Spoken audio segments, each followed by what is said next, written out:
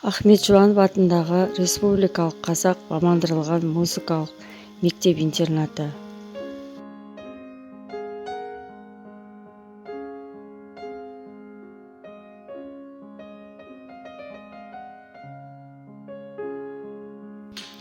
Жетінші сыныпқа арналған факультатив сабақ. Вирус жұқпасы адам психикалық денсаулығына қалай әсер етеді?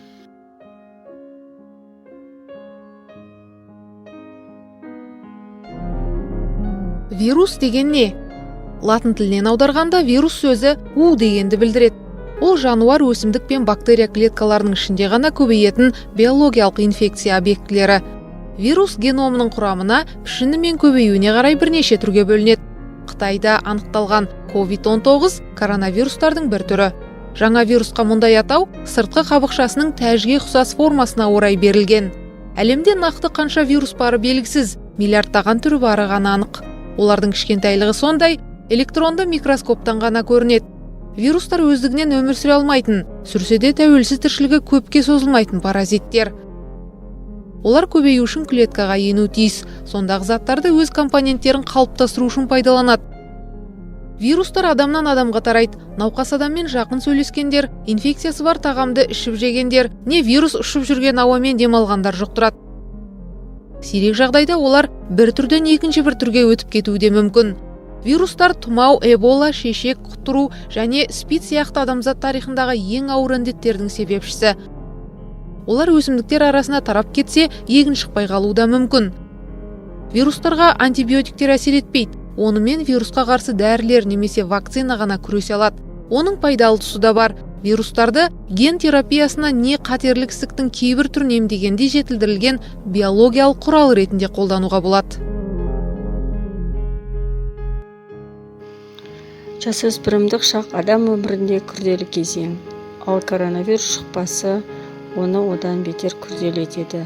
Мектептердің жабылуына және іс-шаралардың өткізілмеуіне байланысты жасөспірімдер өмірлерінің балғын шағындағы көптеген маңызды оқиғалардан, соның ішінде күнделікті достарымен көрісуден және мектепке барудан бас тартуға мәжбүр.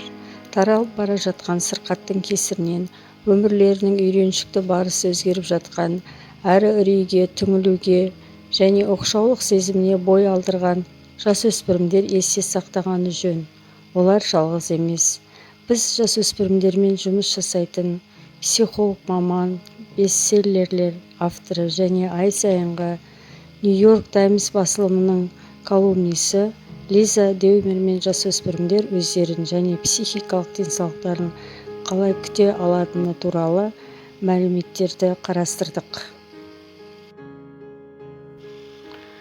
Осыған байланысты бірнеше ұсыныстар айтылады. Бірінші, алаңдау толығымен қалыпты реакция екенін мойындаңыздар. Психологтар бұрыннан біледі, үрей сезімі бізге қауіп-қатер туралы ескертетін және қорғануға шара қолдануға көмектесетін қалыпты және дұрыс реакция дейді Деймур.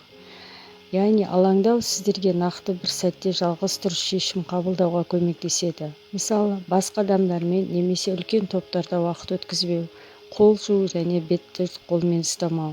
Осындай сезімдер өздеріңізде ғана емес, өзгелерді де қорғауға көмектеседі. Біз осылайша қоғамның басқа мүшелеріне қамқорлық көрсетеміз.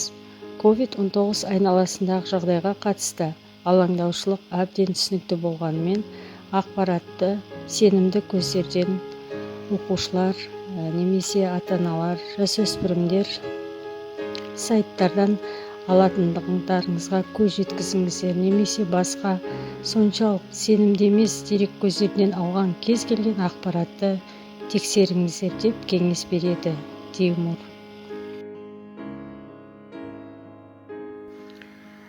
Екінші, көңілді басқаға аудару әдістері.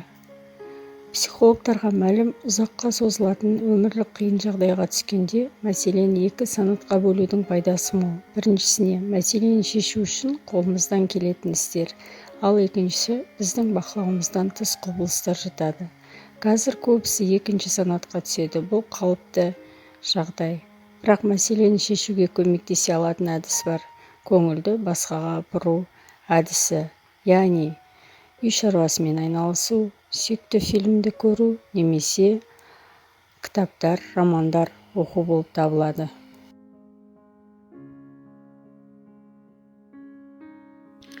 Оқушылар, келесі қадам үшінші, достармен байланыста болудың жаңа жолдарын табыңыздар. Егер әлеуметтік алшақтық әдісін қолдана отырып, достарыңызбен бірге уақыт өткізгілерің келсе, әлеуметтік желілер керемет байланыс тәсілі. Шығармашылық қабілеттіктеріңізді паш етсеңіздер, немесе жасөспірімдердің шығармашылық әлеуетін төмен бағалайын деген ниет болмастан, ғаламторда пайдаланған әдістерінен өзгеше болатын жаңа тәсілдерді табады деп үміттеніп ойлануға болады.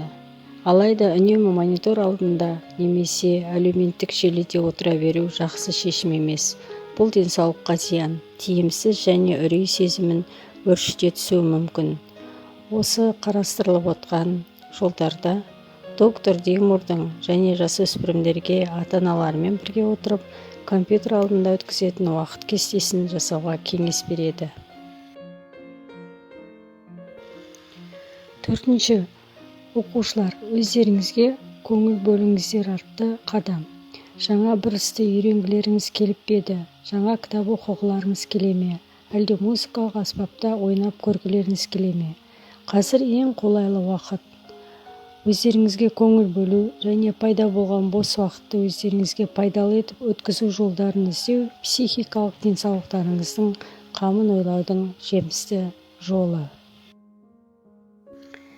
Келесі 5-ші қадам, американдық доктор Дигмурдың айтуынша, сезімдеріңізді толығымен сезініңіздер. Оқушылар, осы 5-ші қадамда суреттер берілген. Осы суретте, яғни адам достарымен бірге түрлі шараларға қатыса алмаса, сүйікті ісімен айналыса алмаса, немесе спорт сайыстарына бара алмаса, қатты түңіліп кетеді. Бұл жасөспірімдердің көңілін шынымен түсіретін ауқымды тауқымет. Түңілуді жеңілудің үздік тәсілі қандай? Өздеріңізге түңілу сезімін толығымен сезініп көрінуге рұқсат етіңіздер. Жанға жара салатын уайым сөз болғанда, жағдайдан шығар жалғыз жол сол эмоцияны толығымен сезіну. Егер мұңайып тұрсаңыздар, өздеріңізге мұңаюға рұқсат берсеңіздер, сонда өздеріңізді тезірек жақсы сезінетін боласыздар. Әр адам эмоциясын әрқалай басқарады. Кейбір балалар өнерге бет бұруы мүмкін, басқалары достарымен сөйлесіп, мұңын шаққысы келуі мүмкін. Сонда бетпе-бет тілдесу мүмкін болмаған кезде ортақтастық және бірлік сезімі туады. Келесі 6-ші қадам. Өздеріңізге және өзгелерге мейірімді болыңыздар. Кейбір жасөспірімдер коронавирус жұқпасына байланысты зорлық-зомбылыққа тап болады. Осындай жайттарға куә болғандардың белсенді ұстанымы кез келген қудалау түрін жеңудің үздік тәсілі деп атап көрсетеді доктор Дигмур. Яғни қудалау нысанына айналған балалар мен жасөспірімдер жәбірленушілеріне қарсылық көрсетеді деп күтпеген жөн. Әлдекімнің достарыңызға жәбір көрсеткеніне куә болсаңыздар, онымен сөйлесіп, қолдау көрсетуге тырысыңыздар. Әрекетсіздік адамды бүкіл әлем оған қарсы шықты, ешкімнің онымен шаруасы жоқ деп ойлауға мәжбүрлейді.